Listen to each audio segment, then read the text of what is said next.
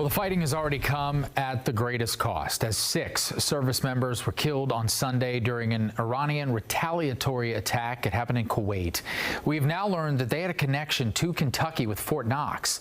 Wave News reporter Logan Perrone spoke with one retired officer about how the community there supports one another in times like these. The 6 soldiers killed overseas were supporting the 1st Theater Sustainment Command based out of Fort Knox, and it's prompted a response of support from places like Radcliffe as well as the greater military community.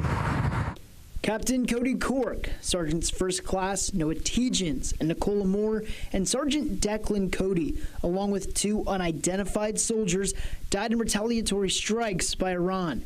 Their role was to make sure soldiers directly involved in combat have the necessary supplies to execute their mission.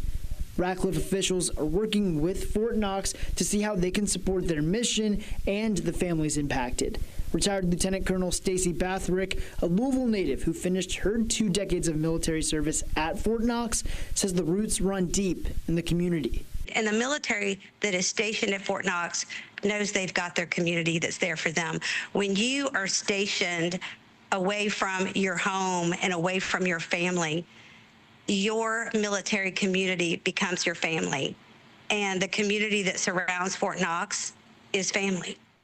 Wave did reach out to the 103rd Sustainment Command based in Iowa. Officials there could not confirm if the reservists had been at Fort Knox before deploying to support the 1st Theater Sustainment Command. And while those 6 soldiers were not based out of Fort Knox, officials today released a statement saying they represent the best of what our country stands for. Reporting in Radcliffe, Logan Perrone, Wave News.